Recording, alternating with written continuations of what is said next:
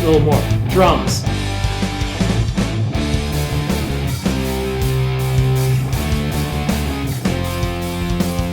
Just a little more. Just a little more. God, I love that. If that doesn't get into your blood quickly, welcome in to Says Who Sports, episode number 1, the first. I'm your host, John Dauphin. So glad you can join us. Hope you're enjoying the day. Look forward to sharing a strong show with you, including a conversation with a very special guest, Hall of Fame level special, in fact. And glorious March Madness is upon us. It is here.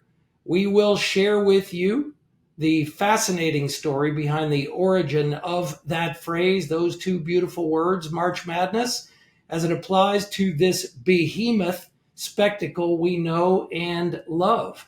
The story may or may not involve Brent Musburger.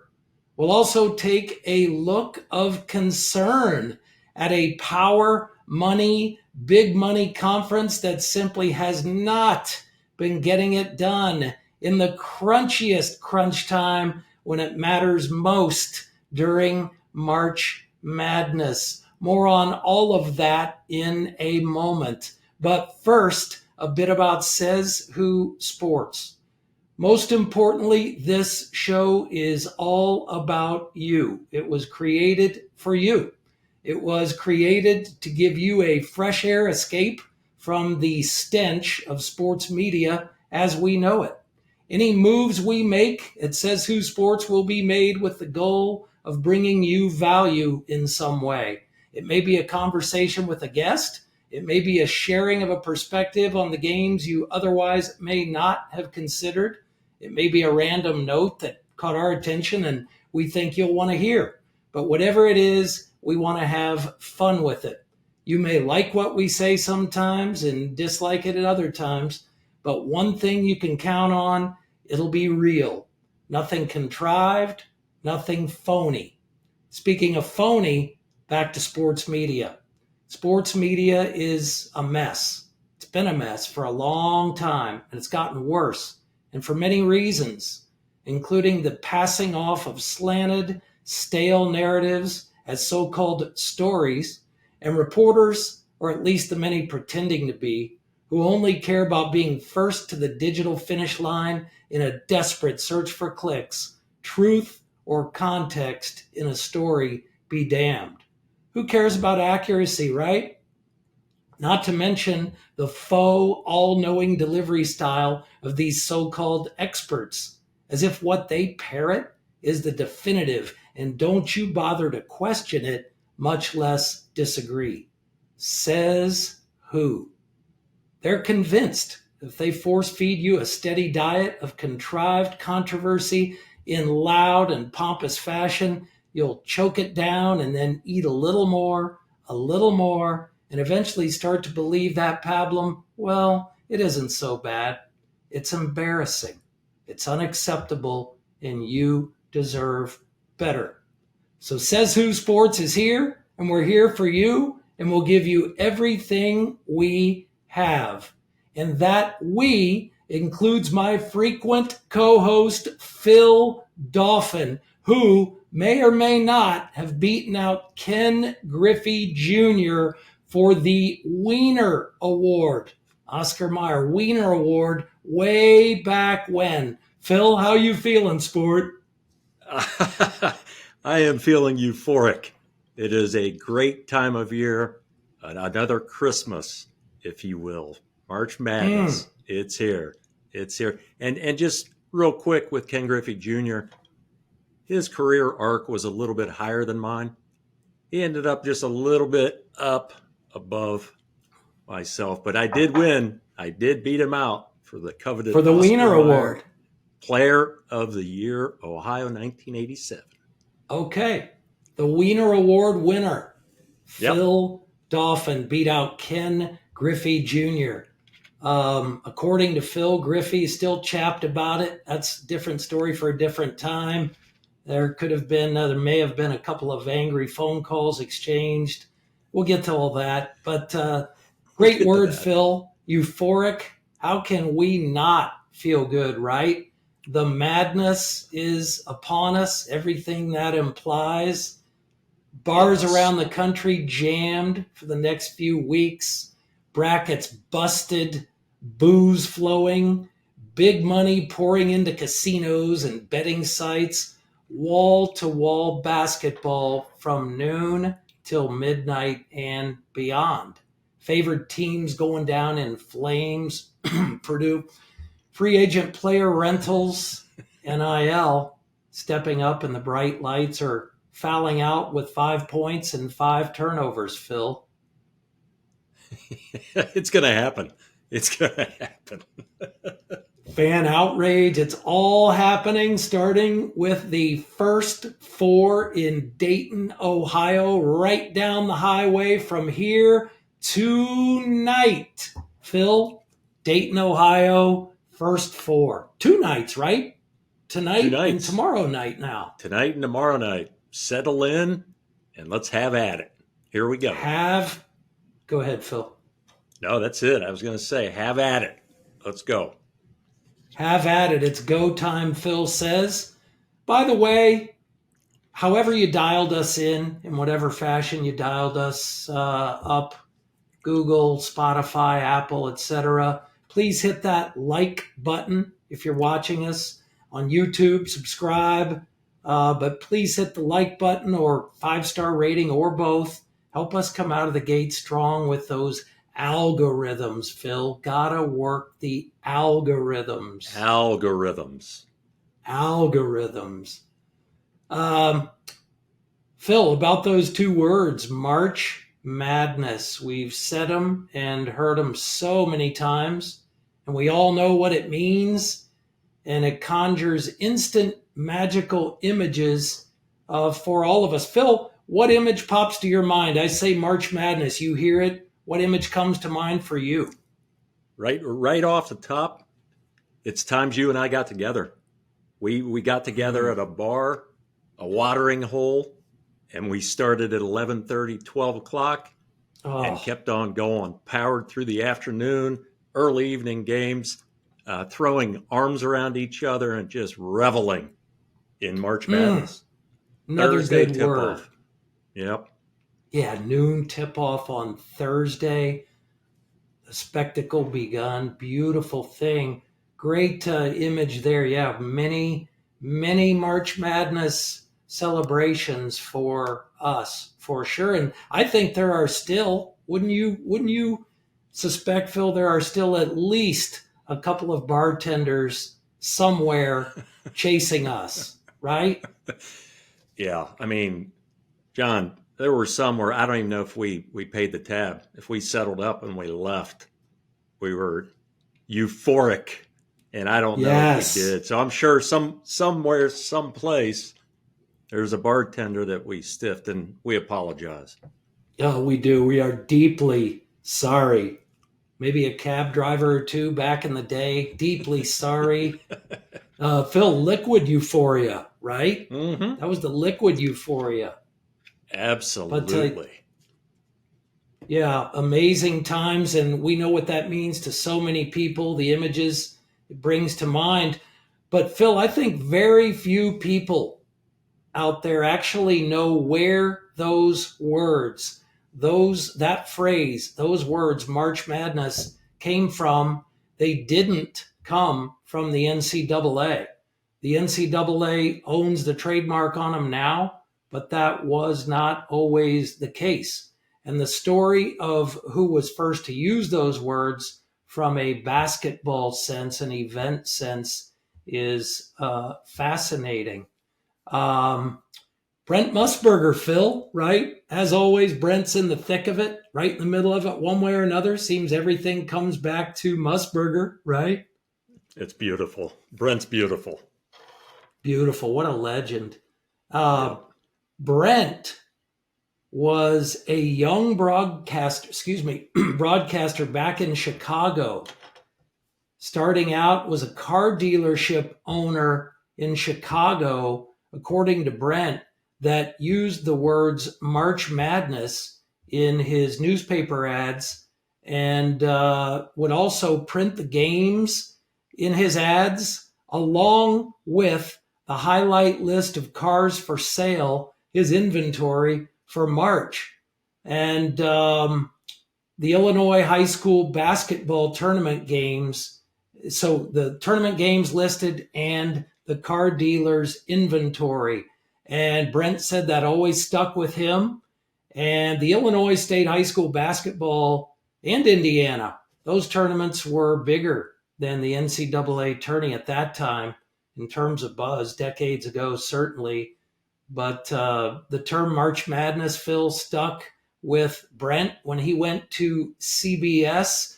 And he was in the studio doing late night coverage, not play by play. Brent was in the studio, Phil, late night, the first day, the first night of the tourney. And he was doing a spot with Gary Bender. Remember Gary Bender, Phil? Had a strong run as a play-by-play guy at CBS, right? Strong, John, yes. And Brent and Gary were referring to a couple of upsets, apparently, that had happened that evening, West Coast. And Brent said, this is madness, folks. This is March Madness. And he recalled the car dealer ad with the inventory and the list of the high school games, and said it always stuck with him. And so he used it. And then the term ended up with a Intermark, I think, a company that utilized it in the 80s, started using it. The CEO started using it for, actually used the term March Madness for a documentary he produced about about March Madness. And the NCAA had been using it. They wanted to copyright it. They fought him and the company, and ended up settling, Phil, I think it was low 17 million for the rights to the phrase March Madness. That's amazing. 17 million for the rights, and look at it now. Look at it now, indeed. But the real origin of the phrase March Madness goes way back to 1939 and a man named Henry V. Porter. When you're out watching games the next few weeks, raise a glass or two to Henry V. Porter. In 1939, Henry, who was with the Illinois High School Association, penned an article called March Madness for the organization's in-house magazine. Listen to this, Phil. A little March Madness may complement and contribute to sanity and help keep society on an even keel, Phil. Amazing. Oh, it's beautiful. 3 years later, Henry followed up with the poem, Basketball Ides of March, which read in part, a sharp shooting might is king tonight. The madness of March is running. Woo! Wow, Henry. It's beautiful. By the 80s, by the way, it was Intersport, and the CEO name was Charles Besser, the TV show he produced about the NCAA tournament. He filed for a trademark app, and then disputes for years with the NCAA over rights to the trademark. As we said, NCAA now owns the trademark, Phil. So the NCAA owns the trademark to March Madness, to the road to the Final Four with the word "the" at the front or not, Elite Eight, and Final Four. Did I miss one in there, Phil? Is there one I missed that the NCAA does not own the trademark to? I think you may have missed Sweet 16. Ooh, yes. Sweet 16. And I don't know the background of that. Do you, Phil? Somebody out there. I don't know if it has it been I do not. trademarked at all, or is it too broad? It's my understanding it's too broad, Sweet 16, to be trademarked. But if somebody knows differently, let us know. It's fantastic. Absolutely. So it's morphed into this staggering spectacle. In 2022, America wagered an estimated $3 billion on the tournament, according to the American Gaming Association. And the NCAA, certainly that is it's beyond their lifeblood. It's everything to them. You know, the big greasy gorilla comes calling NCAA with the sweaty palms out again, Phil. They earned 1.14 billion in revenues in 22 and roughly a billion of those earnings. So everything from the NCAA was taken from March Madness. It's fascinating. It's fascinating background for it. Indeed, Henry V. Porterfield, 1939, state of Illinois, the origin, as we know it, of the phrase March Madness. Unbelievable. So again, raise them to Henry V. Porter the next 3 weeks. Henry. Henry.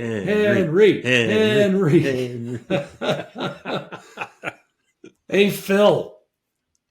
Always a lot of talk, right? Always a lot of smoke about the Big Ten when it comes to college basketball, college football too, right? The Big Ten carrying a big stick, Big Ten and SEC primarily, right? The others, a little bit of say, but overwhelmingly Big Ten and SEC as we know it, and the landscape continues to change. But, Phil, the cold facts say when it comes to college basketball, to March Madness, the Big Ten has not had a team win the national championship since when, Phil? Tell them. Well, let's go back to, would that be 2000 and Sparty? Mateen Cleaves? Boom. Wow. Sparty with Mateen Cleaves in Tom Izzo's 5th season.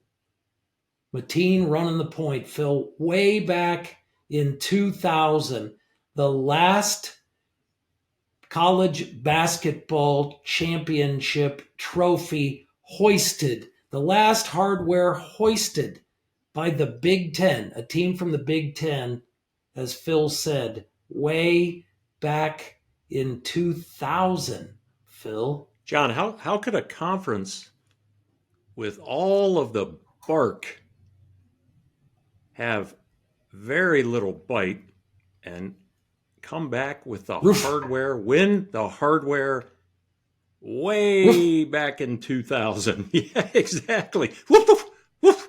Yeah. That's a perfect way to put it too. All bark and no bite. So many teams, so many years. And we're going back to, in fact, back to 2000. I mean, come on. A quarter of a century. That's plenty of years for a strong reference point. We'll call that recent history, Phil. We'll go back to 2000 to that Sparty championship and nothing else. Zero for the Big Ten.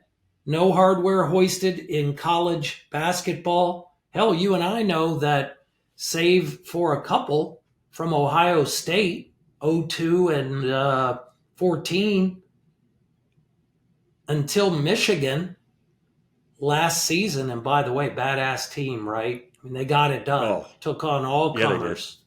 Yes, they did. But football-wise, it had been Ohio State and nothing as well over the last couple of decades. But basketball, since Sparty in 2000, nothing for the Big Ten. And by the way, Phil, Wisconsin also made it to the Final Four that year with Sparty 2000. Dick Bennett was coach. The Heels were there too with Bill Guthridge. But let's take a look, Phil. Let's take a look at the Big Ten run of national championship futility in college basketball since 2000. Futility is a great word, John. Futility. Thanks. And Phil, both of us, right? I know you feel the same. We wish it weren't true. We wish it weren't true. Yeah. It's just matter of fact. Those are the facts. That's the black and white of it. I'd love it if it were different. Certainly Big Ten fans would love it. Do a little celebrating, raise it to Henry Porter and to, whomever team. Go ahead. We want it to happen. We want that to happen. It would be great if it could get to be what they consider to be the norm, right? Just boom, boom, boom. But let's Absolutely. Go back to the futility. Back to the futility, Phil. Let's rattle these off. I mean, this is, again, since 2000, since Sparty Tom Izzo's 5th year with Mateen Cleaves running the point, Sparty brought it home. Since then, 01, Sparty got back, nothing happened. 02, Indiana with, remember the coach, Phil? Mike Davis? Mike Davis, boom. Boom, Mike Davis. Yeah. Phil, Indiana got there 0-2, lost to Maryland, who was still in the ACC. By the way, Phil, side note, do you know where Mike Davis is coaching now? Well, you know what? I just saw this. So he was just recently bounced, and I believe he was it Detroit Mercy or Boom. Detroit? Yes, just recently relieved of his duties. Okay, appropriate for those who, probably most who don't know, Mike Davis indeed was coaching Detroit Mercy, the Titans, this year, and they went, ready for this, 1-32. 1-32. Phil, I think the win, I believe it was over IUPUI. I believe that's the case. They got the taste of victory. Yeah. So yeah. Detroit Mercy, 1-32. And another side note to that, Akeem the Dream, Akeem Olajuwon's son, plays on that team. Phil, or did this season, a guard, I think. Interesting. John, how do you not fall ass backwards into at least 3 or 4 wins out of 32 games, 33 games? Good yes. Lord. Yes. That's rough. Perfect. Ass backward. Just fall into it. Just stumble, mumble, fall into it. There you go. Hey, here's some hardware. It's a national championship. Not. Yep. No. A lot of falling on the face. Can't even fall ass backward into it, as Phil said. Phil, so 03 and 04 for the Big Ten, nothing at the Final Four. 05, Illinois with Bruce Weber. They lost to Roy. Roy got his first, right? 05 and left Kansas, goes to the Heels, goes back home. And I had forgotten Bruce Weber. Bruce Weber was the coach of Illinois. That was in 05, you said? Bruce Weber, the Illini in 05. The Heels win that one. Roy gets his first after all of those seasons. Speaking of futility, Kansas. All the runs they had with him, Final Fours, Elite Eights, couldn't bring it home, but he did with the Heels in 05. So they beat Illinois. 06, Phil, nothing for the Big Ten at the Final Four. 07, the Buckeyes, Ohio State, Greg Oden inside, and Mike Conley weaving magic through the paint outside. Beautiful southpaw, just that floater. They lose to who, Phil? You recall? In 07. Was it Florida? It was Florida. Billy Donovan's Gators. Boom. Go back to back. 08, nothing for the Big Ten. 09, Sparty goes back. And then 2010, Sparty. 2011, nothing for the Big Ten at the Final Four. 2012, Phil, Ohio State gets back, championship game led by the beast inside, Jared Sullinger, right? The All-American. Yes. Beast. They lost, speaking of Roy's Jayhawks, they lost to the Jayhawks with Bill Self, of course, 2012. Actually, Phil, did Ohio State lose or did they choke? They lost, obviously. Did they choke to Kansas in 2012? John, if you urinate down your leg, crunch time, is that considered choking? I believe it is, yeah. A lot of liquid flowing, asking for towels, embarrassment, timeouts called, TV timeouts. Very well said, Phil. Yes. Urine and legs and timeouts and towels. I'm calling it a choke, right? Because Ohio State was up big. Maybe, let's just say like 16 early first half. Through much of the first half, Phil, up double digits, 12, 14. Might be off by a few points, but they were up double digits most of the first half. Close it out. Exactly, yes. And then Kansas makes a run. If I recall, again, may stand to be corrected, Kansas made a run of sorts to close the first half, and I think closed it to single digits, right? Something like 8. I think you're right. Yep. And then second half comes Phil, and Bill Self says, we're going to unleash the big man. Do you remember his name, Phil? The Kansas big man that Bill Self just said, go get him. Second half. This will be my first miss of the day. No, who don't know. Have faith, Phil. Stay strong. Have faith in yourself. I have faith in you. Complete faith. I'm drawing a blank. I don't know. Not Wilt Chamberlain. I could see you ready to say Wilt. That's awful. That is awful. I lost a little bit of faith right there. It was not a person wearing 1-3. It was not a person wearing 13 on the uniform. No. Good. It was a man named Thomas Robinson. Do you remember that name? Their big man. I do now that you said it. Yep. Had a hell of a season. And Ohio State sorry, that was that was the semifinals, right, Phil? Semifinals.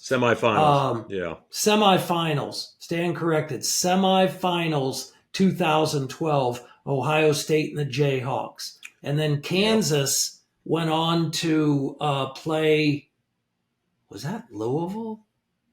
Who was 2012? 2012. Who won it in 12? Kansas and... No, that was Calipari. That was Calipari's. Yes. Okay. Ohio State. Let's back this up and clean it up there. We're not cleaning up the Ohio State mess. It still was a choke. It was a urine job. Phil and I agree on that. So that doesn't change. We're going to back up and clean up that the Ohio State Sullinger Club lost to the Jayhawks in the Final Four semifinals. We beg your pardon. Choked. Sorry, they choked in the 2012 semifinals to Kansas, and then Kansas lost to Calipari. That was Calipari's 2012 Kentucky club, right, Phil? I'm sure of it now. It's all coming back now, I think. Yeah, I think you're right. Yeah. I think that's accurate. Yep. Yeah, so here we go. 2013 Big Ten, Michigan representing John Beeline's club. Phil, Trey Burke, National Player of the Year, lose to Stud. Louisville in stud, in a riveting championship game. Say what you want about Louisville, that club, vacating, scandal, all the above. Guess what? On the court and in crunch time, Louisville got it done. With whom, Phil? Rick Pitino. Rick Pitino. Got it done with Louisville. Then scandal came calling. But they were badass, right, Phil? That was a badass Louisville club. Yeah, that was a badass Louisville club. Man, the talent on that team. And then you had Coach Pitino running things. Yeah, it's fantastic. Yeah, they were fun to watch. 2014, Bo Ryan going gangster. I mean, Bo Ryan, the gangster. Yes. And Wisconsin lose in the semis. Wait, no. Back that up. Wisconsin beat Kentucky, took down undefeated Kentucky, right? In 14. No. Gosh. Forgive us. This would have been so Wisconsin. Do you remember on that team for Wisconsin? Do you remember the shooter on that team? Was that Sam Decker? I mean, that was one of the big boys inside, right? But man, he could shoot. Sam Decker was inside. It was that team, but there was a guard that just once the tournament started, shot was lights Trayvon out. Jackson on that club too? Jimmy Jackson's son? Was Trayvon on that team? I think he was. I think he was on that team. So Bo Ryan and Bucky Badger get there in 14, Phil. Forgive us, the memories, the booze. We apologize. Again, if things get a little off track, if dates are wrong, if it's a semifinal instead of a final, we apologize. We are deeply sorry. Deeply sorry. We regret any error, right, Phil? Absolutely. Send us a note. Let us know. Let us know. Yep. Let us know. Let us know. Keep it at like and 5-star and just let us know, on the side. Algorithms, right, Phil? Algorithms. So yeah, Wisconsin gets there with Bo Ryan in 14. In 15, here we go. In 15, Wisconsin gets back with Sparty, and that was the year. In 2015, that's when Wisconsin took down undefeated Kentucky with Calipari. 2015, not 14. Who did they lose to in the championship?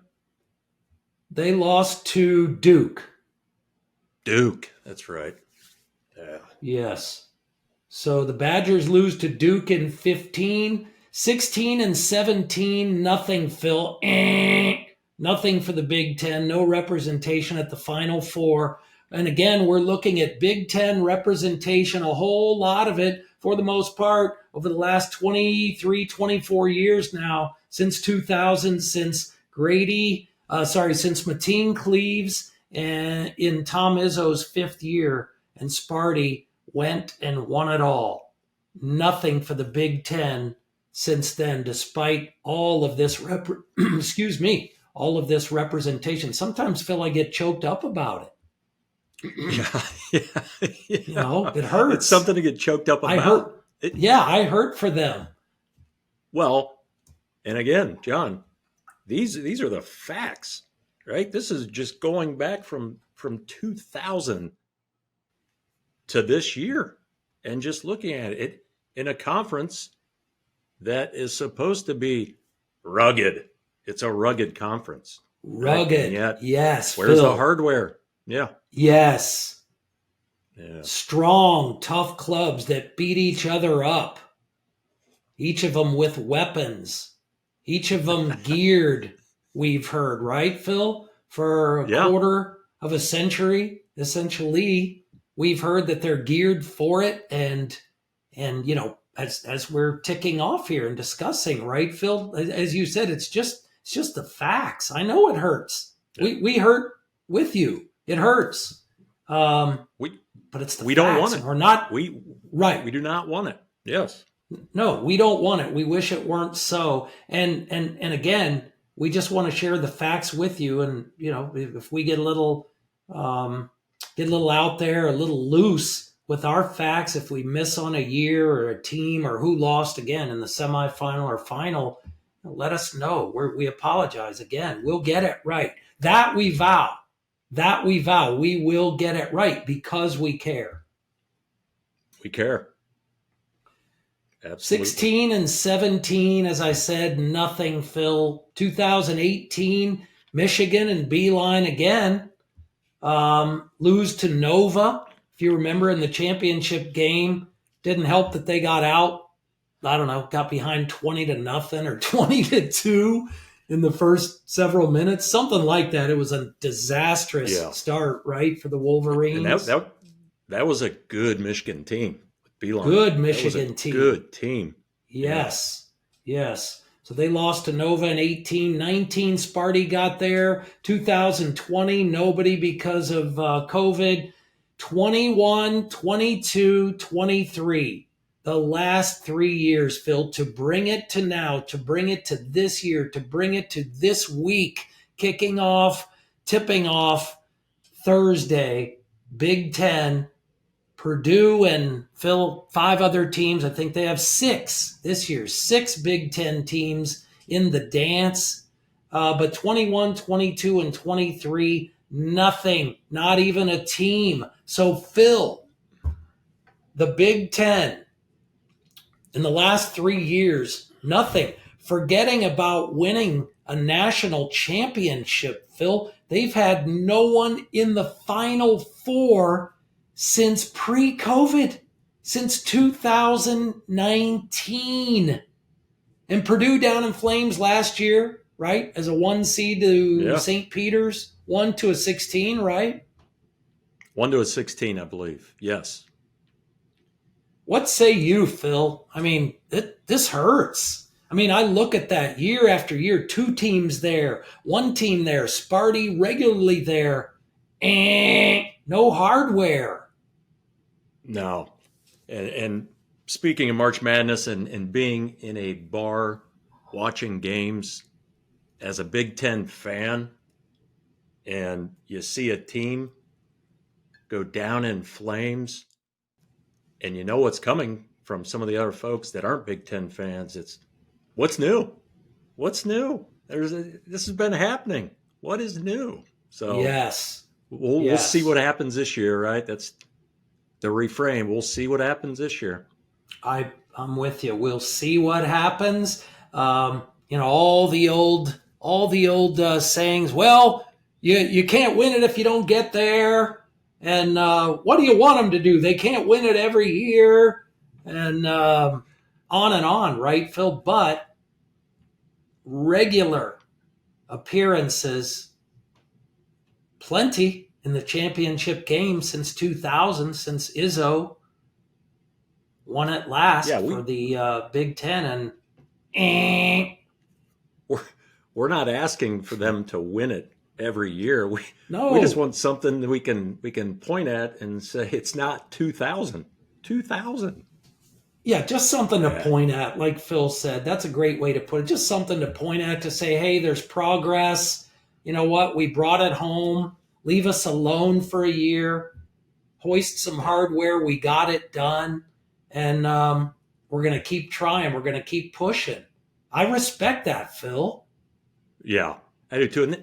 And this is what's great about March Madness, right? We're bringing up, you're mentioning the facts on the Big Ten's showing and lack of bringing home the hardware, but it's all centered around March Madness. It's here. It is here. Yes. It's absolutely awesome. And of Yeah. course, Big Ten has had a big part in that insanity. So thank you for that, Big Ten. I mean, it's a beautiful thing for sure. It's all about the madness, the vibe, the hope, whether it's the Big Ten or any other conference, any other team from the hope that's there, the possibilities, the big upset, or a higher seed that pushes through. Purdue's a top seed this year. Illinois is a 3. And as you said, we'll see what happens. We'll see what happens. Why not them? John, does Northwestern go on a run deep? Do they end up shocking Northwestern. everybody? Yeah. Northwestern with Phil. Is it Boo? It's Boo. Is it Boo Booey? Boo It Booey? is Boo I mean, Booey. come Yeah. on. Is it Booey? I think it's Bowie. Bowie, or maybe Bouet, but it's a great name. And he's got the game. He's got the game. He has that game. Boo boo wee. Phil. Boo boo wee. Boo boo wee. Yes. Yeah. We'll see what happens. Hey, maybe this is the year. First time since 2000. On the Tom Izzo note, Phil, this is incredible. We ticked all of those appearances off 8 times to the Final Four. Incredible. One time, this blows my mind, one time in the 8 trips to the Final Four, Phil, Izzo and Sparty got to the national championship, and obviously they won it when they were there. One time in their 8 trips with Coach Izzo, 7 of them, they lost in the semifinals, Phil. What say you? I did not realize that until you brought it up when we were talking last week. It blows my mind. It's just... Yeah, it's unbelievable. And no disrespect, the fullest respect, maximum respect to Coach Izzo. We love him. Yeah. Goodness gracious, especially in recent few seasons when, for all those wrong reasons, pressure reasons, roster craziness reasons with NIL and fat cash, stacks of cash, all of the above have driven out the legends, Phil. Coach K, gone. Roy, gone. Jim Boeheim, John, gone. And I hope that Coach Cal does not leave, right? What a great coach, and how fantastic it has been to watch that program. It's been so much fun to watch. So hopefully, given the landscape, he does not leave, stays in there. Amen. I agree on Coach Cal. Much respect. And it hurts, Phil, because that 2015 Final Four, the semifinals against Bucky Badger, that's where we sneaked in. We may or may not have, a friend and I have found a darkened back door to Lucas Oil Stadium with the help of a money-hungry security guard, open to the receipt of cold cash, and then been granted entry to that darkened door in the back of Lucas Oil Stadium, which, by the way, unbelievable venue, is an unbelievable venue. Love it. Love the Final Fours there. Phil, you know who said he loved that venue?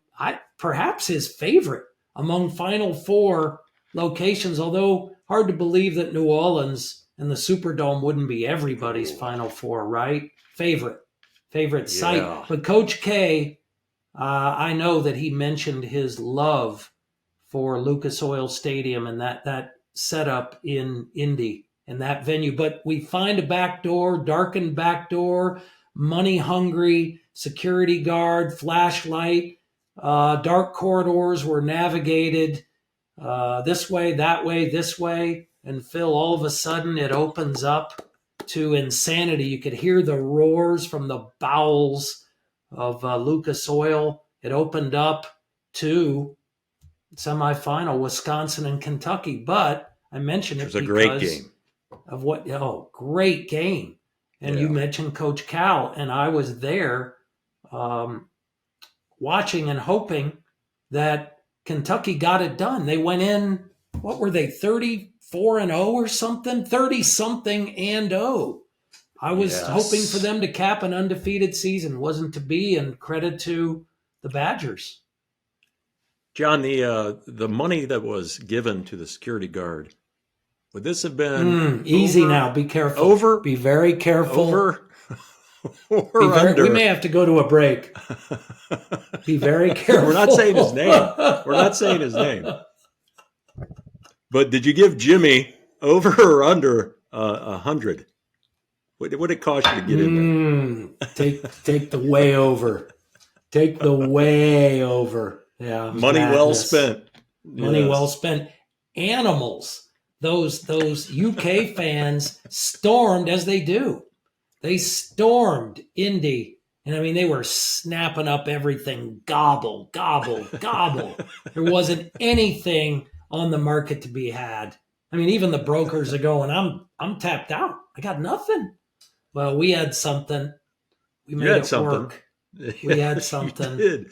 Found a way, got in. John? What's that? You brought home the hardware. Ooh, you and your friend brought home the hardware. Yeah. Boom. Yep. Brought home the hardware, Phil. Absolutely. Love that. Yep. So 2015 was Sparty and Wisconsin. But Izzo, been there, Final Four 8 times, lost in the semifinals 7 times. Hell, who knows, Phil? Maybe he gets back this year. You banking on it? I doubt it, but who knows? It's Izzo, right? It's Izzo, but that team, they're not a good team. Yeah. Right? All right. Yeah. Let's just, again, we have to bring the truth, and that team and a big miracle gets to the Final Four, let alone anything beyond that. But maybe they fall ass backwards into a national championship. Yes. Who knows? It's just not a good team. Yes. We'll see. Right. No, I agree. Fall ass backward. It couldn't happen to a better guy, a better coach, a legend. Tom Izzo, fall ass backward into another one. We'd love it. Yeah. But, Phil, 4 coaches, only 4 in the history of college basketball have been to more Final Fours than Tom Izzo. Coach K. Amazing. A guy named Wooden, Roy Williams, and who's the other one, Phil? 4 of them. Coach K. Dean Smith. John Wooden, Roy Williams, and one more.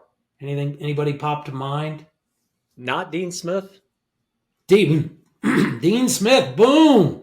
Yeah. Boom. Dean Smith. Yes. Coach K, John Wooden, Dean Smith, and Roy, the only that have been there, been to the Final Four more times than Izzo. So, Big Ten, we'll see what happens. Go get it. Go get it. And John, is this the first? I'm sorry. Go ahead. No, you. Is this the first March Madness without Coach Knight? Did he pass away after March Madness of last year? Right? I believe he was still with us, although sick. Yes. Forgive me. Hasn't it been just some months? Has it been in Yeah. I want to say in the last 6 months, Phil. 6 months. Forgive us. Certainly, your answer is yes. Yeah. Right. Wow. Yeah. The general, the man, Bob Knight, Indiana. Yep. And wow, what a thing that was for many reasons. Phil, for the record, since 2000, again, fair measuring stick of recent history, nearly 2.5 decades. I mean, how far back do you want to go and call it recent history? Measuring stick. The other power player, we'll say, Phil, the other power player conferences, SEC, ACC, SEC, certainly in their case, all that football national championship hardware, Phil. Goodness gracious. I mean, what a run. Woo! Heavy. Yeah. We can say heavy hardware, right, Phil? Heavy hardware. Yes. Right. Phil, since 2000, the SEC, aside from all of that hardware in football, has 3 national championships since the Big Ten last won it in 2000. You had Billy Donovan's back-to-back teams in 06, 07. And Calipari, Kentucky, we mentioned 2012. The Big 12, Phil, has 3 since 2000. Kansas in 08 and 22, and Baylor in 21. That's 3. And of course, the heavyweight champion, the King ACC, leads the way. Duke in 01, 10, and 15. The Tar Heels of North Carolina in 05, 09, and 17. Maryland in 02, as we mentioned, and they were still in the ACC. Take it easy, Big Ten fans. Not your team. They were ACC in 02. Virginia in 19, Phil. ACC, King Kong, 8 national championships in college basketball just since 2000, Phil. Wow. Wow. So the theme there obviously is getting it done, hoisting the hardware, Phil, or not, when March comes. And one man, one family has done a lot of hardware hoisting in March. And that man, his name is Bob Hurley Sr., Coach Bob Hurley Sr., the longtime coach of national powerhouse St. Anthony, not Anthony's, St. Anthony in Jersey City, New Jersey. What a run, Phil. What a run. And, What a run. oh, by the way, has a couple of sons named Bobby Hurley and Dan Hurley. I think college basketball fans know those names. We had the opportunity, the honor of speaking with and learning from Coach Hurley, Bob Hurley Sr., recently, matter of days ago.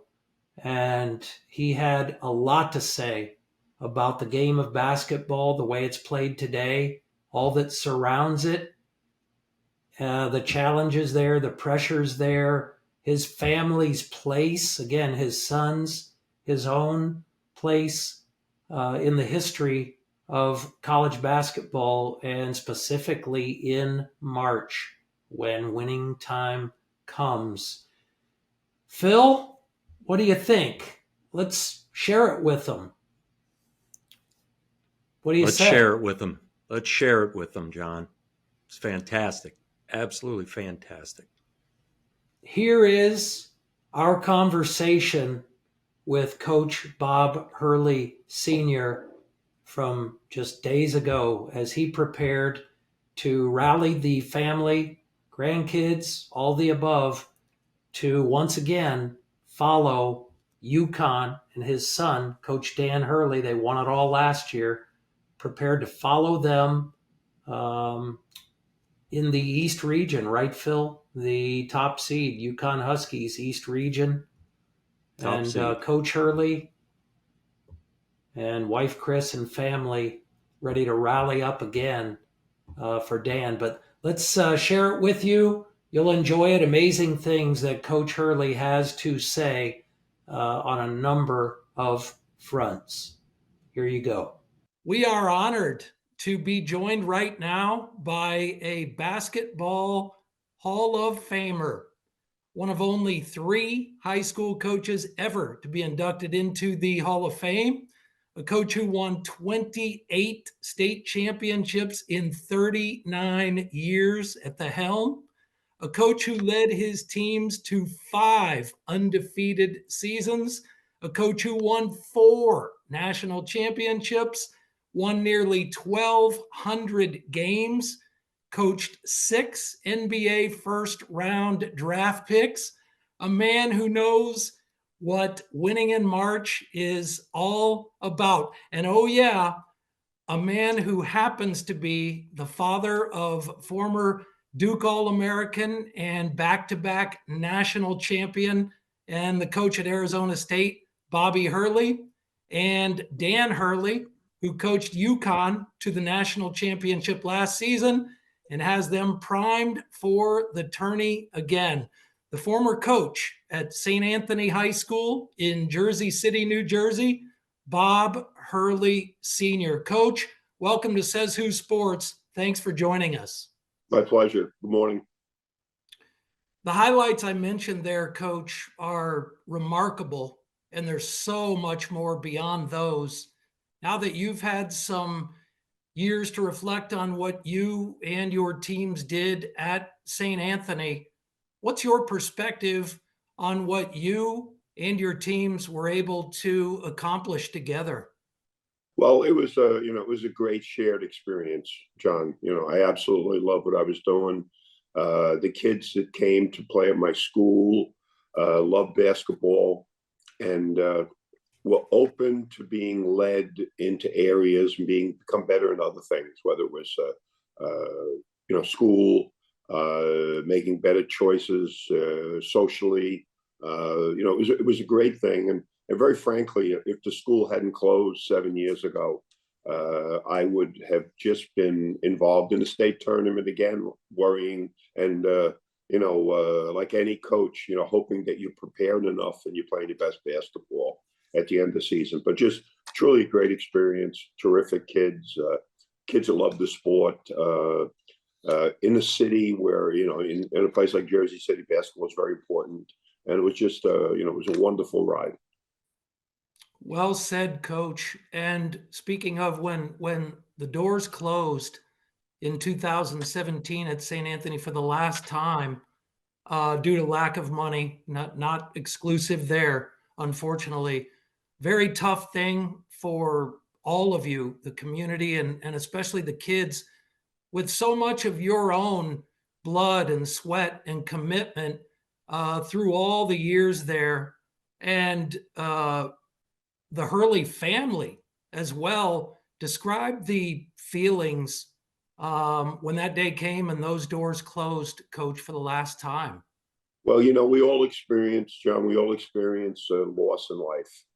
And that's normally, loss of a family member.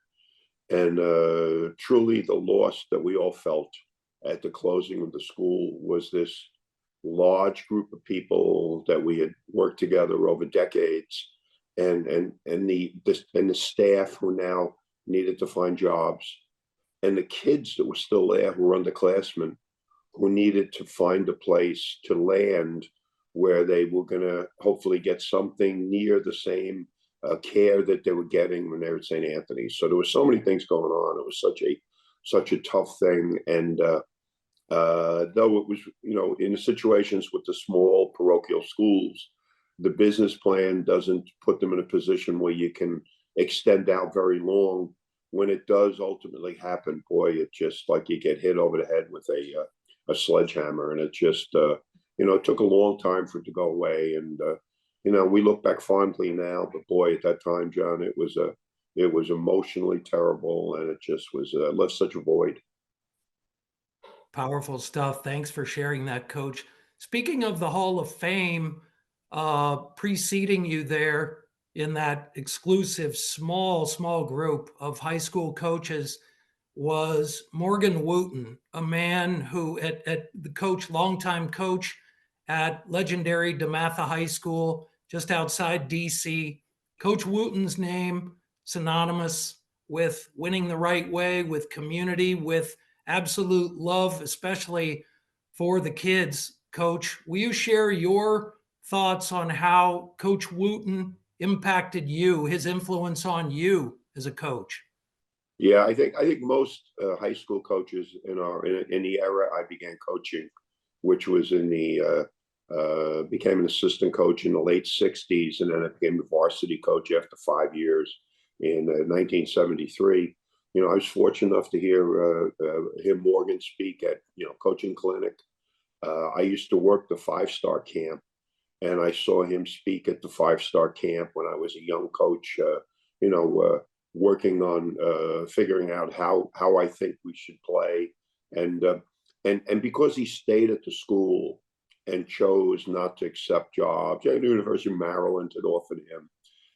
I think he made it significant that you could remain a high school coach, and he, along with Jack Curran from Archbishop Malloy in New York City, who had gone the same way, they lent for a lot of us that you were not just a high school coach, but boy, you can have a role in way more people's lives as a high school coach and affect more change than you ever can with the limited amount of recruiting and the short-term relationships I think you have with a college kid when he plays versus, having a kid coming into your school as an 8th grader, coming into high school as a 9th grader, and then monitoring everything he does through high school and college, and then going to their weddings and being involved in things in their lives that that should continue. Example for us is on Selection Sunday we have a St. Anthony basketball reunion, and people will literally fly back to Jersey City just to get together for a couple hours and just see how just to check on how everybody's doing, and then watch the selection show and see if any of our people that are at the college level now, a few former players still playing in college, and the guys who are coaching, and then watch it all and to keep some connection. That's fantastic stuff, Coach. While you were at St. Anthony, you worked for decades as a probation officer. Also, you saw up close good people who in some way made a bad decision and ultimately got caught up in the legal system, and not only the impact it had on their lives, but obviously the lives of their families. Coach, how did you take that day to day and what you learned and what you experienced from them on a daily basis back to your teams, your players, to say, hey, kids, it's a fine line. This could be you at any time. How did you utilize that experience as a probation officer with your kids? Well, it was a tremendous experience, and John, very frankly, when I started, I didn't have enough of a life's experience to be a great mentor for any of these probationers that I had. And over the course of the almost 30 years that I worked as a probation officer, they taught me a lot about what was going on in the world outside of the world I knew. I grew up in, my mom was a nurse and my dad was just a police officer. I had a stable household. I had, family, I had love, I had rules. And then when I would get my men on probation, we gradually found out so much for me talking to them about how important keeping kids in school was. And they would all say to me when they were in 7th or 8th grade or even 9th grade, all of a sudden they started to lose interest in school, the activities that were involved in, a sport, whatever it was at the time, they started to drift away from it, and then developed another circle of friends. And the new circle of friends took them away basically from any potential their lives had. And in a society like we have, if you get off course, you cannot get back on course again where you left. By the time you get back on course, the ship is pulled out, the bus is gone, the train is gone, you're not going to catch up. And if you have a police record as an adult, now you're not going to be able to get the employment. If you don't have education, you're not going to be able to secure employment. And then a lot of times you don't have the money to get into a trade, to become to learn auto mechanics or to learn carpentry or electricity or plumbing. you have to have somebody that gets you to that point there. They didn't have it. Those experiences I would share all the time because my man on probation lived in all the neighborhoods in Jersey City where all my players were coming from. And they would talk to me about, the guys would say to me all the time about curfew. And if one of the kids from St. Anthony's was out in the neighborhood, out relatively late, somebody would tell me. I had guys in the street that would say to me, a particular kid was out, you should say something to him. And I would see him within the next day and we would talk about the dangers of being out and about and that, things can happen in life just by happen chance. And then if you wind up putting yourself in a situation, it can happen. So it made me very aware of of the surroundings and the environment that the kids were growing up in, and it kept me much hipper than I would have been. I would have been like old school, listening to oldies in the car radio, like I made them listen to. But when they were listening to the oldies, I still would be able to talk about the present, and I wasn't living in the past. And I think as a coach, I also tried not to live in the past. We weren't running out of bounds plays from 10 years ago and saying to them, we want a state championship running this out of bounds play. Kids don't care. They want to know that you're running a play that's being used by a college team or a pro team. They want to know that you're always current and you're putting the same time in, I think, that you're telling them to. Great stuff, Coach. And that being able to relate and communicate in those key pieces, you've been a coach as a teacher. I mean, that's the essence of a teacher. You've always been that in that respect. Talk about, Coach, what you believe are the keys, the must-haves to being a coach / teacher. Well, I think it goes back to, John Wooden was the man that I tried to kind of set the way I did things. I think I had a little Dean Smith in me also. And it was teaching as a high school coach. Coaching is the highest form of teaching. When we work with our kids and our kids perform in front of a crowd, they find out about the poise that the kids are developing, how they compete under pressure, their ability to relate to each other, how you handle adversity. A road game, officiating is terrible, or you're having a bad shooting night. Can you transition that to still having a good game, even you're not shooting well? And in the teaching of the fundamentals, the kids understanding that until you have a good fundamental base, you cannot advance into other things. And when you have weaknesses, when your weaknesses in a sport, individually or as a team, it's like a link of a chain, and the chain is going to snap at the weakest link. So whether it's an ability to get back on defense or ability to be able to handle the ball at the end of the game versus pressure, or having the ball in the right player's hands and having free throw shooters shooting, all of those things are taught by the day-to-day emphasis you put on things and how the kids all become part of, as my son Danny talks all about now, the word culture. We just, when I coached in high school, it was just a way we thought was the way you're supposed to do things. And you wanted us to, when people watched us play, we wanted them to be jealous of what we were trying to do, how hard the kids played, how unselfish they were, how during the course of the game, the only person who would exhibit any emotion at all would be me, because I need to get it out of me so I don't go home and have ulcers as I'm, getting older. I would get it out, go home and have that adrenaline dump, maybe an hour later. Wanted the kids to be perfect ambassadors of their sport and their school and themselves and their families, and also for anyone observing them. We're trying to put kids in college, so we want them to act the part at all times, so that they would be someone that people would really aspire to have their children be like. Thanks for sharing that, Coach Hurley. And again, we're with the Hall of Fame high school, one of the very few coaches in the Basketball Hall of Fame, Coach Bob Hurley, senior coach.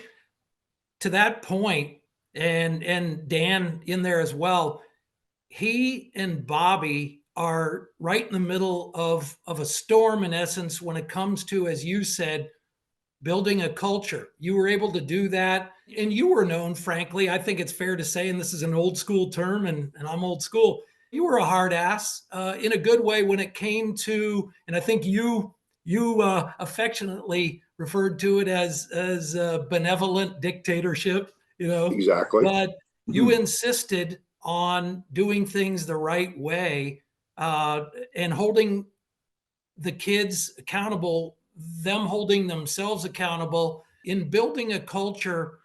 Can that still work today with all the other outside noise and distraction, the storm of the NIL?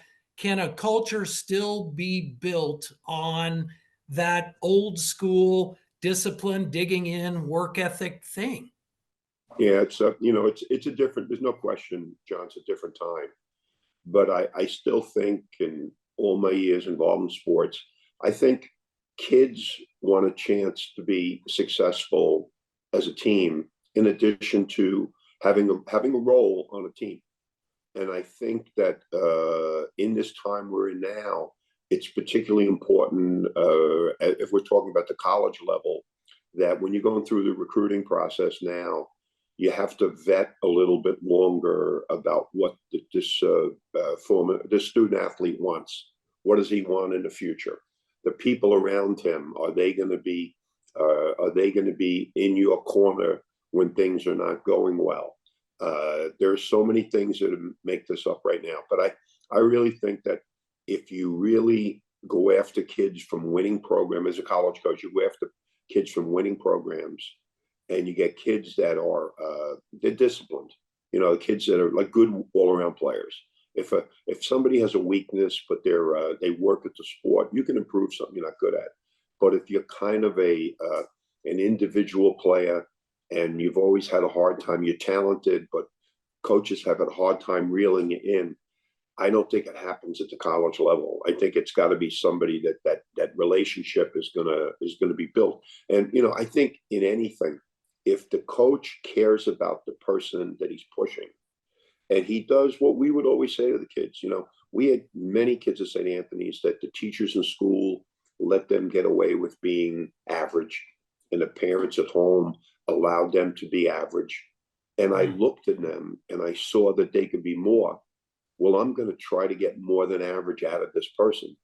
And one thing I never wanted to have happen, to this day, I don't know it has. 10 years after they played in school, I didn't want somebody coming back to me and saying, Coach, I love playing for you, but I wish you had been harder on me. And it never happened. The kids always knew, when you push somebody, you think there's more potential there. So it's not like you're picking on them. You just think that there's more than they're giving. And it's frustrating not to get everything out of everybody, because ultimately it's going to help your team. If your eighth man is playing his best, then you can effectively play 8 people in a game. And if he's just not playing well in a given game, that's okay, because he's relaxed now, because he knows he's given everything, and the coaches, buy into what he's doing.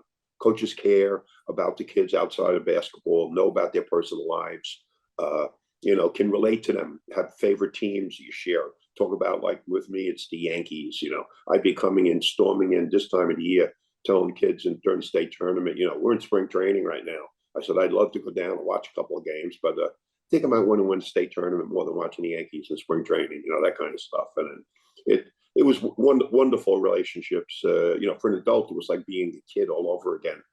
But being like the kid in the playground who can choose up the sides because you're the boss in the playground. That's what the coach is. Powerful stuff, Coach. Thanks for sharing. Dan and Bobby grew up on the game, have spent their whole lives around it, have learned. I'm sure they would readily acknowledge so much from you. What, now that you've had a chance to step back from the day to day of it, and you watch them, you go to their games, you see how they have developed as coaches, what have they taught you, Coach? Well, first of all, I have tremendous respect for the difference between high school and college. All of the other factors in being a college coach. You're the CEO of a corporation when you're a college basketball coach, and you have to be mindful of so many things. You have to invest time in so many areas. And I knew a long time ago I was not destined to be politically correct at all times, and I would have been a terrible recruiter. I think I would have found that I find myself telling a kid what he could do to be a better player, then instead of telling him how good he was.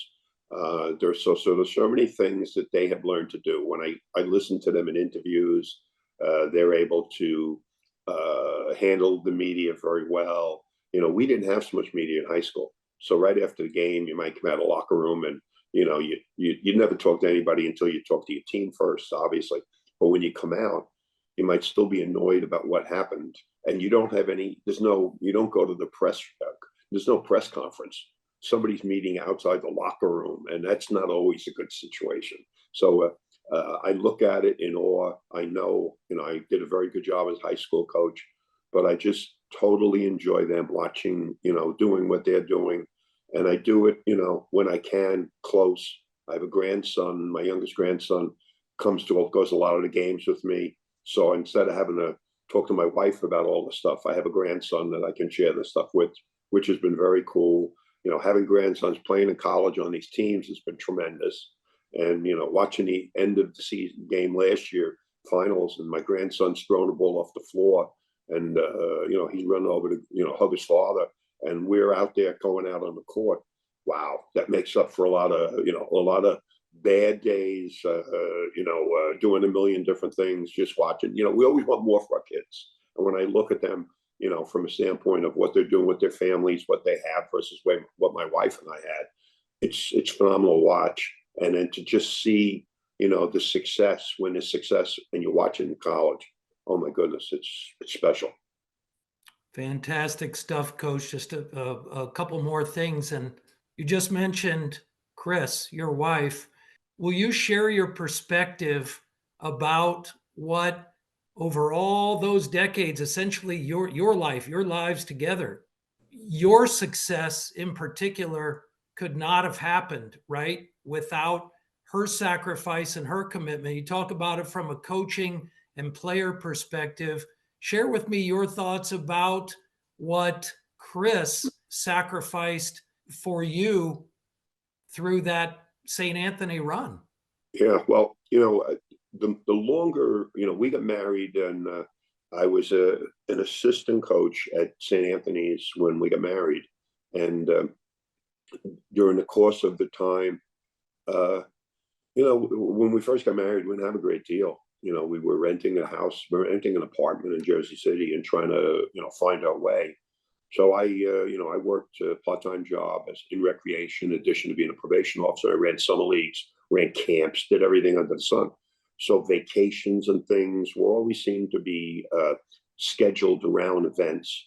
And because my kids were growing up, I think a lot of times I was coaching and things, my wife was doing things with the kids in their own sports life, and I was off coaching St. Anthony. So the amount of things she did when they were grammar school age were, she was basically running everything. With the perception that a high school coach is following everything that his kids are doing when they're growing up couldn't be further from the truth. I missed a lot of the CYO games and recreation stuff because, as a high school coach, you're doing something nearly every day. If your team doesn't play, you're probably scouting someone who you're going to play in the future.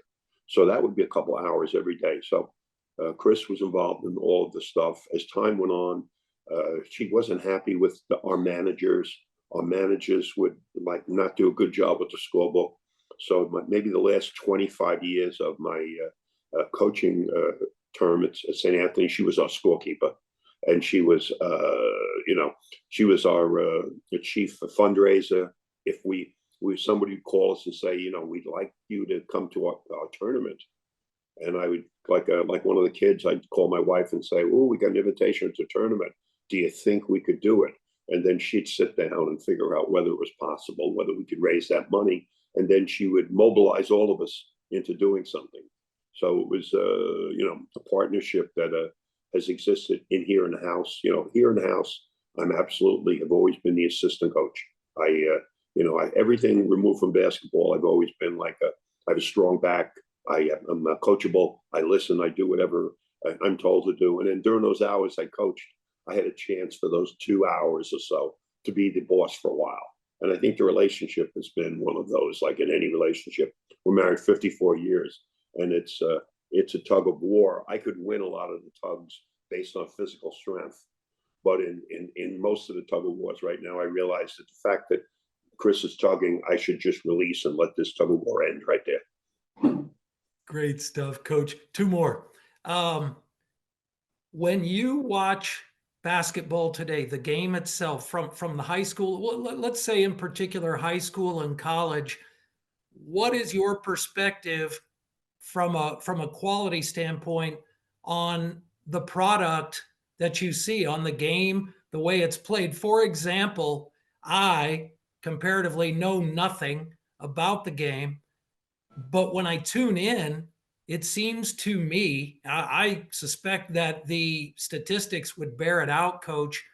Um, Constant, what I'll call jacking of 3-point shots. I don't see, and again, maybe I'm missing it, but I see a lot of jacking of threes. Defense seems to be, especially that jacking of threes. And we're going to see it here beginning in a couple of days when the tournament starts. As Yeah. Phil was saying the other day, I bet we'll see it full on beginning in the earliest games on Thursday afternoon. Of the guys jacking threes, especially, Coach, when a hard drive to the bucket can get you a basket. But that's my ignorant perspective. What's your perspective on what you see? No, I agree. I think what's happened to the game is we have been influenced by the European game to take our players and take them to the perimeter.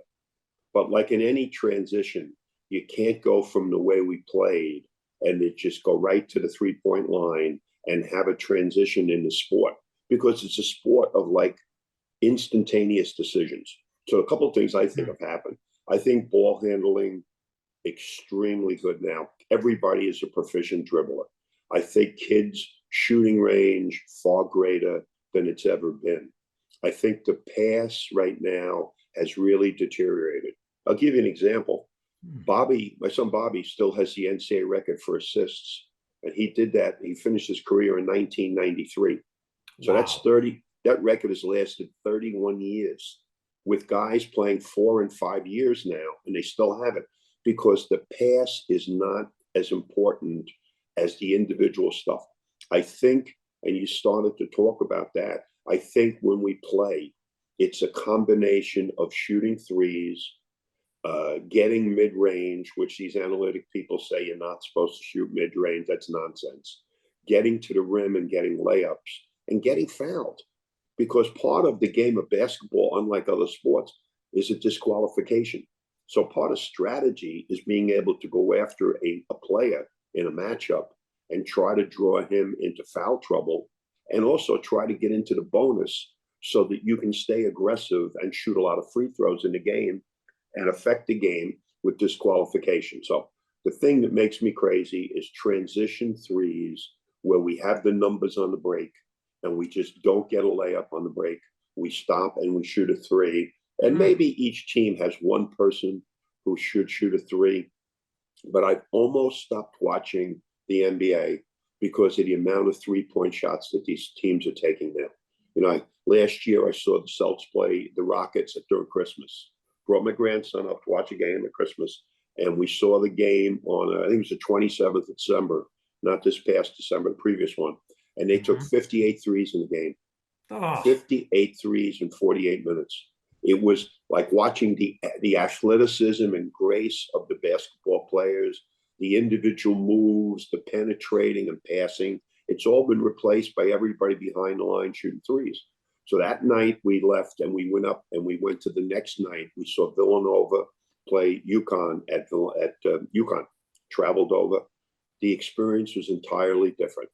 The NBA has gone so off the tracks with the amount of threes that they're shooting and the amount of disparity in scores. You know, anybody that saw the Celtics play the Warriors the other day, I stopped to get something to eat after the UConn game, and I looked at the game, and the Warriors were down 52 in the third quarter. I don't know how in the world you can be down 52, except if you shoot quick and you don't make it, then the other team's got the ball back. So, like, even though there's a shot clock, you keep a game close when you make the other team play defense, and you don't just shoot the first shot. It was always called fool's gold when you took the first shot available. You want to, instead of the shot, can you get the ball to somebody for a better shot? And can you make the defense play? Because anybody playing defense knows defense loses interest the longer they play. Initially, the defense is very excited. We want to get the ball back. We'll be very aggressive. But the longer you make them play defense, the less interest they have. And then they can't do a lot against you because you've controlled that. And then get your players back on defense. But as you said, too many threes. Passing has got to get better. Utilizing foul trouble, going after players. And then having a balanced attack. You want to have a good player who's a scorer, but that kid's got to be a good passer. Because if your best player can score, but he's not a good passer, every time play somebody, they're just going to double team him off the one player on your team that doesn't get a lot of shots. And now all of a sudden in a game, you're trying to get the ball to somebody who doesn't get a lot of shots. And you're saying to him, all right, you beat this team today because this is the only way we can do it. A great game, but it can be a much better game if we can have that balance between layups, mid-range, floaters. I think a floater is a great shot to watch kids shoot. And you see young kids use the floater.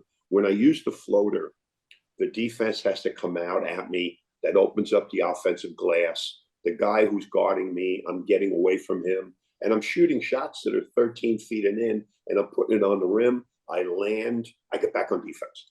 So, yeah, I could go a long time on this one because it's a great game. I love it. But I think we're drifting away from good defense, ball movement, balance on offense,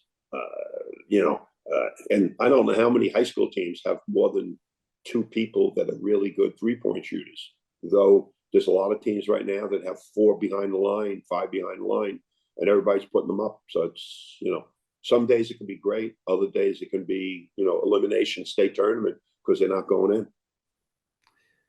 Good heavens, Coach, bear with me one quick moment while I say to Phil, I feel like we just went to church right there. I mean, that was totally talk about a message, a sermon. I'm in awe. I could have listened to that all day, Phil. Absolutely fantastic. Fantastic. Coach, lastly, and so appreciative of you taking the time with us. As we know, in the best way, March, such a busy time for the Hurley family, all about that winning. But lastly, Coach, you and Chris have, as always, been so active in the community there in Jersey City. Please share with us, what you're doing with the Hurley Foundation. Well, we started off, we knew, I guess in April of 2017, school was going to close in June. So we had a family sit down, a couple of the assistant coaches come over, we sat down, we said, what the heck are we going to do now? Like we all had this void, this part of your life just was taken away. So we sat down and said, well, let's rent the gym that we play in. It's a gym we were renting from at that time from the city of Jersey City. And let's do what's kind of missing in town. We've lost clinics. We've lost development things for young kids. And let's open up the gym 3 days. Well, we start 5 days a week. I think we switched it shortly thereafter to 3 days a week. So since September 17, we opened the gym 3 days a week. We had about 100 kids come in the gym, all because our older kids that started with us probably as sophomores in high school, maybe some are juniors. We still have a segment for that age, but it's generally 9 years old up. We do all skill work. We teach them how to play. We take kids away to basketball camp during the summer. I don't know, I run sleepaways, so maybe we'll take about 75 kids away during the summer. We're sponsoring doing a lot of stuff in girls' activities now, because about 70% of not-for-profits money goes to men. So there's a local girls' high school, St. Dom's Academy. We're trying to sponsor a lot of activities there, help with tuitions, help with funding. A lot of not-for-profits locally here who work with young people. We're working with them, and we've done a bunch of things here that we feel good about, because we still live where we both grew up. We're lifelong residents of Jersey City, and we kind of know where there are things that are need help. and we're doing all those things. And I don't know what else we do other than chasing those two college teams around. And then all these kids that played for us that are in high school now, we've been going to state tournament games, watching kids play. And some of our kids, there's a few still playing in college who we worked with. Alexander Rice, he's at Monmouth right now. He's a leading scorer in his league. And Neil Quinn is a big kid that plays at Richmond. He came out of our gym, spent years working with Neil. So we're following them, but it's still great. It ain't St. Anthony's, but it's been pretty good. And these kids, we treat them just like we treated the kids from St. Anthony's. We're academic checks, and we set it up that we don't need anybody to put any money in. So all of our people in Jersey City, that we take kids to camp, we don't charge anybody for camp. The kids that come to the gym, we don't charge them, and we're able to get things going because we're not raising the money that we needed to raise to keep St. Anthony's open, which was basically, I think, over $1 million a year for probably our last 15 years. Now to run a gym, give kids reversibles, have equipment, and do the things we do, it's attainable for us, and we love it. Great stuff there, Coach. We're so thankful to you for the time you've given us. We've learned a lot from you, and know that you have busy days ahead. As far as the Hurley family goes for the tournament, UConn, you and the family will follow them all the way. I mean, not just you and Chris, obviously the grandkids, everybody along for the ride, I assume. Well, if we're keeping our fingers crossed with UConn, Arizona State's going to have to win. They're going to have to win the Pac-12 tournament to get in. They're kind of sitting at 500. But UConn right now, if they were to do, they've got 2 regular season, and if they play fairly well these last 2 games and then the Big East tournament, they have a chance for a 1 seed. Then 1 seed would be 2 games in the Barclays Center in Brooklyn, and then 2 games in Boston. So for a lot of reasons, we're rooting for these games because financially speaking, from just driving to Brooklyn for the games and driving to Boston versus traveling to 2 different places in the country, you willingly do it, but boy, you can save a lot of money. And if you're bringing along grandchildren, etc., that number starts to really grow. So we're really hoping for a high seed here that we can drive to Brooklyn and then drive up to Boston, C4, and then and C4. If you just do well in the first 2, get to Boston, see what happens. Who would have known last year? John, first game of the tournament, we're down 1 at halftime to Iona. All right, and then from that point, they outscored them by almost 25 points in the second half, and those next games go just like that. So you just don't know. So we're rooting and we're excited, and it's close. Selection Sunday is going to be very soon. Nothing like March, and the Hurley family has always been at the center of it in the best ways. Coach, again, thank you so much for your time. It's been an honor. And I'll leave you with this. I was saying to Phil yesterday that when the Hurley boys are done coaching and you guys are maybe, I don't know, a secondary thing, start a business, I say Hurley's Hardware.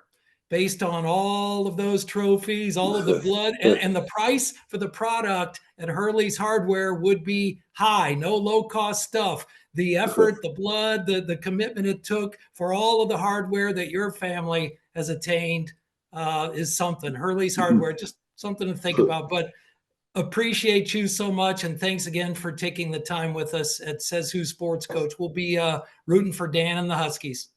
Thanks so much, John. Coach, thank you so much. Okay. Thank you. I'll see you guys. Okay, take care. Thanks, Coach. We hope you enjoyed that interview, that conversation with Coach Bob Hurley Sr., Hall of Famer. Again, one of only 3 high school coaches ever to be inducted into the Basketball Hall of Fame. Phil, did he have some things to say or what? That was so cool. He was so gracious with his time and what he shared with us. Just fantastic to have been a part of that. Right, John? Unbelievable. Absolutely. Stuff. It was something else. And as you said, honored that Coach, in the middle of a hectic month for that family for all the right reasons, was able to share time with us. Huge appreciation and thanks to Coach Hurley Sr. and best to him and family. So again, reminder, please hit the likes. However you joined us, please hit the likes, subscribe if it's YouTube, but algorithms, let's flow with those algorithms. We appreciate algorithms. We appreciate your help with that. We're honored that you have taken your time with us as we get this thing at Says Who Sports, Talk a Better Game, off the ground. And again, we are here for you. If we, again, get a little sideways here or there, we want to bring it back, and feel free to rein us in, let us know.